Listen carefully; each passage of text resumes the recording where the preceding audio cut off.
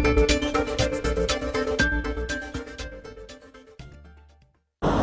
Friend, good morning, नमस्कार, आदाब। आज हमारे पास शर्मा जी आए हैं। तो इनका जो फील्ड है वो टूल सिलेक्शन में काफ़ी वाइड है, इनका काफ़ी एक्सपीरियंस है।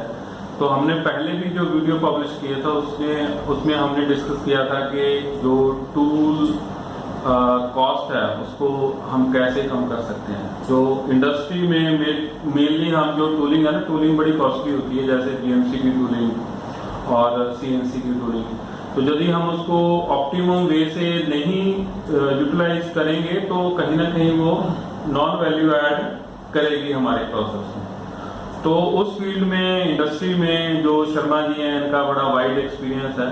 तो आज आए हैं, हमारी मुलाकात हुई है, तो हम इनको जो एक्सपीरियंस है उसको हम आपके साथ शेयर करेंगे कि हम इंडस्ट्री में जो प्रोडक्शन कॉस्ट या प्रोसेस कॉस्ट की बात करते हैं तो उसको हम कैसे मिनिमाइज कर सकते हैं। तो शर्मा जी, आप बताइए कि हम जो कॉस्ट, जो प्रोसेस में हम बात करते हैं तो उसके लिए हम क्या कर सकते हैं कि टूल सिलेक्शन कैसे कर सकते हैं। तो वो जो टूल हमने सिलेक्ट किया है तो आप कैसे रिकमेंड करते हो कस्टमर को कि भाई इसको कैसे आपने चलाना है। ऐसा रणवीर जी, सबसे पहले जब हम टूल सिलेक्ट करते हैं बिल्कुल, तो एक बार जो कंपोनेंट होता है उस कंपोनेंट को देखा जाता है। बिल्कुल। तो उस कंपोनेंट का जो मटेरियल है, क्या मटेरियल है। अगर वो स्टेनलेस स्टील है तो उसकी अलग तरह की प्रॉपर्टी होगी, उसमें एक टेंडेंसी रहेगी वो बिल्टअप एज बनाएगा टूल को वियर आउट करने के लिए। अगर वो कास्ट आयरन है उसके चिप्स बड़े शॉर्ट से चिप्स होंगे। अगर स्टील है तो डिफरेंट सिलेक्शन होगी। मटेरियल के बाद हम लोग पर देखते हैं हार्डनेस का, कि हार्डनेस कितनी है। क्योंकि हार्डनेस वेरी कर सकती है। बिल्कुल। 25-30 से HRC भी हो सकती है, कई बार वो 50-60 तक भी चली जाती है। तो उसके हिसाब से टूल का सिलेक्शन रहता है।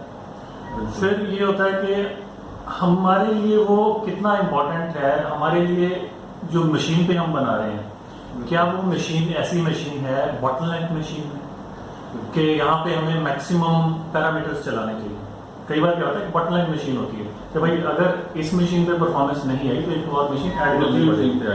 तो इन दैट केस बहुत ज्यादा क्रिटिकल हो जाता है कि हम पैरामीटर्स को मैक्सिमम करें। क्रिटिकल का आपका मतलब है कि मशीन जो है ना वो प्रोसेस के लिए कैपेबल है कि नहीं। एग्जैक्टली। मतलब मशीन की कंडीशन भी जड़ी है वो मेजर रोल प्ले करती है कि टूल को हमने प्रॉपर यूटिलाइज करना है। तो उसके लिए मशीन की कंडीशन क्या है, तो आप जैसे हम उसमें वाइब्रेशन वगैरह जो उसमें आप कटिंग स्पीड रिकमेंड करते हो ना।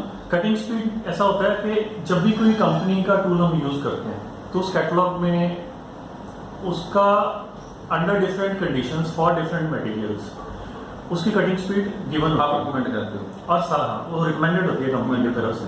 हमने क्या करना होता है कि मटेरियल अपना देखा, एक बार कैटलॉग देखा। यदि न्यूमेरिकली हम बात करें तो कटिंग स्पीड का जो फार्मूला होता है ये रहता है πDN/1000। तो जो D है, अगर मैं BMC की बात करूं तो वो डायमीटर है, कटिंग टूल का डायमीटर है। टर्निंग की बात करें तो वर्कपीस का डायमीटर है। तो हमारी कटिंग स्पीड जो है वो इंप्लीमेंट होती है एज अ RPM, क्योंकि हम इससे πDN से 1000 कटिंग स्पीड हमें कैटलॉग से मिल गई।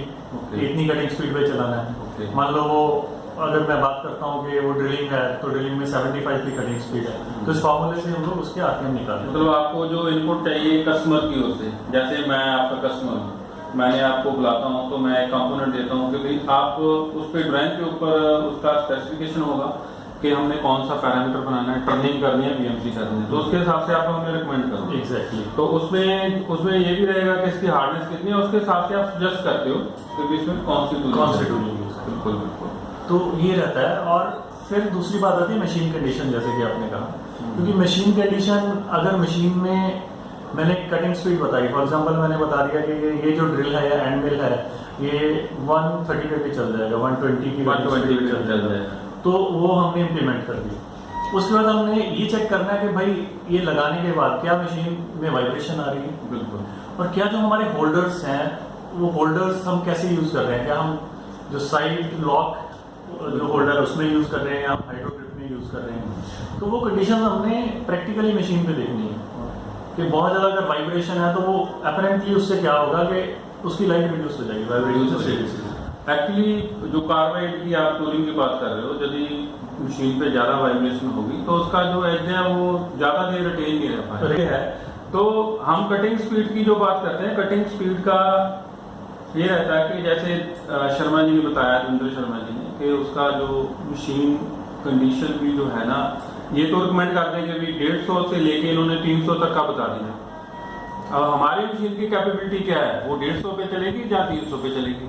तो हमने उस पर ट्रायल कंडक्ट करवा के, तो आप अपना मतलब कॉम्प्रोमाइज करते हो। टूल लाइफ के ऊपर मैं अगर बात करूं तो टूल लाइफ के ऊपर 3 चीजों की अगर हम बात करें, एक कटिंग स्पीड का इफेक्ट होता है, दूसरा फीड का इफेक्ट होता है, तीसरा डेप्थ ऑफ कट का। डेप्थ ऑफ कट सबसे ज्यादा जो इम्पैक्ट है टूल लाइफ को शॉर्ट करने में या लॉन्ग करने में, वो कटिंग स्पीड। अगर वो ऑप्टिमम से ऊपर लग गई, हमने उस पर ध्यान नहीं दिया, तो वो इमीडिएटली उसको 30% से 20-30% मतलब सेकंड लगेगी। और इंटरेस्टिंग बात यह है कि अगर उसको हम अंडर यूटिलाइज करते हैं कटिंग स्पीड को, उससे भी टूल लाइफ कम होती है। उसका रीजन है क्योंकि हर एक जो कटिंग टूल है वो in terms of contact time उसका पता होता है कि इतना कॉन्टैक्ट टाइम इसका रहेगा।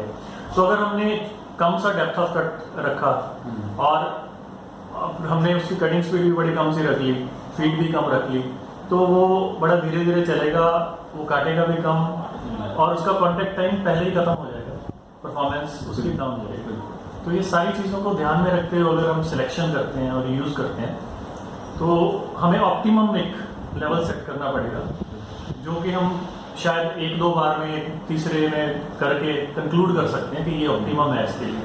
हम अपने व्यूअर को ये बता दें कि जो हम बातें कर रहे हैं ना, तो इंडस्ट्री की कर रहे हैं। देखो, जो हम डेली रोजमर्रा की जिंदगी में हम गाड़ी चलाते हैं और मोटरसाइकिल है, हमारे घर में बर्तन बनते हैं, तो वो सारे इंडस्ट्री से बन के आते हैं, वो कोई हाथ से नहीं बनता, तो हम उसी की बातें करते हैं। लेकिन जब हम इंडस्ट्री की बात करते हैं तो हम जो आप गाड़ी खरीदने जाओगे, स्कूटर खरीदने जाओगे, तो यदि उसकी प्राइस जो है वो कम होगी तो आप तभी खरीदोगे। तो हम वही बात कर रहे हैं कि भी जो इंडस्ट्री में जो टूल कॉस्ट है कम होगी तो अल्टीमेटली कंज्यूमर जो एंड कस्टमर है उनको बेनिफिट होगा। जब भी आप कटिंग टूल देखते हो उसमें आपको लाइफ का इशू आता है, तो सबसे पहले आप उसका एक कैटलॉग लेके आप उसके पैरामीटर्स को एक बार कैलिब्रेट कर लें मैन्युफैक्चरर के कैटलॉग के साथ। बिल्कुल। तो that will help in a long run. Okay, तो आप कोई इंडस्ट्री का कोई एक्सपीरियंस बताना चाहोगे? कि मैं एक बार आपको बताना चाहता हूँ, हमारे यहाँ से कस्टमर का एक फीडबैक आया कि भाई आपके टैप का केस था, वो जो टैप है वो आपका लाइफ नहीं दे रहा। बिल्कुल। कुछ केसेस में वो ब्रेकेज भी हो रही थी। बिल्कुल। तो एक बार जाके जब मशीन पे देखा तो वो उसको 5 से कम की कटिंग स्पीड पे यूज कर रहा था। 5, क्योंकि टैप में जो नॉर्मली रहती है वो 20 तक रहती है, बहुत हाई नहीं रहती उसमें। तो जब 5 में और 20 में डिफरेंस देखा तो वो इमीडिएटली पता लग गया इसकी अंडर परफॉर्मेंस का रीजन जो है वो कम कटिंग स्पीड है। तो द मोमेंट उसने वो करेक्शन करी तो वो उसकी ब्रेकेज और लाइफ वगैरह इंप्रूव होगी। बिल्कुल। तो इस तरह के केसेस कई बार मिलते हैं। किसी केस में क्या होगा, ब्रेकेज बहुत ज्यादा है, तो आप जब जाके उसको देखते हो, पैरामीटर्स को देखते हो, तो जो फीड्स हैं वो बहुत हाई फीड्स जा रही हैं, कटिंग स्पीड बहुत हाई रखी हुई है। तो वो किसी केस में हो गया कि प्रोडक्शन का प्रेशर है तो उस केस में सेट हो गया हो, बट वो करेक्ट होना उसको और दोबारा उसके ऑप्टिमम पे लाना जरूरी है। तो आज जो हमने डिस्कस किया है कि कटिंग स्पीड का जो है बड़ा मेजर रोल है हमारी टूल कॉस्ट पे या प्रोसेस कॉस्ट में, जो कटिंग स्पीड ऑप्टिमम यूटिलाइज करना बड़ा मेजर रोल प्ले करती है। तो इसके लिए हमें जैसे रविंदर जी हैं और भी इंडस्ट्री में अलग अलग सप्लायर जो है ना वो सपोर्ट के लिए रेडी हैं। तो इनका ये फ्री में आप सपोर्ट करते हो कंपनी की ओर से, फ्री आपको कभी भी आप कॉल कर सकते हो। तो शर्मा जी का भी मैं डिस्क्रिप्शन में नंबर डाल दूंगा, यदि कोई आपकी क्वेरीज है तो आप इनको डायरेक्ट कॉल कर सकते हो। यदि टूलिंग के रिलेटेड है, इंडस्ट्री में आप मैन्युफैक्चरिंग इंडस्ट्री हो, ट्रैक्टर पार्ट्स बनाते हो, ऑटो पार्ट बनाते हो, whatever any types of industry, Sharma ji आपको सपोर्ट कर सकते हो। तो इनकी जो सर्विस होगी वो फ्री ऑफ कॉस्ट होगी। यदि टूल आपका ओके होगा, ऑप्टिमम चलेगा, तो तभी ये आपसे चार्ज करेंगे, अदरवाइज नहीं। कंसीडर दैट एज अ, देखो एडवाइस का मुझे नहीं लगता। एडवाइस का आप फ्री देते हो। एडवाइस आप ला के कोई न्यू डेवलपमेंट आ गई है, कोई कंपोनेंट डेवलप करना है, उसके लिए टूलिंग चाहिए, तो शर्मा जी फ्री में एडवाइस देते हैं।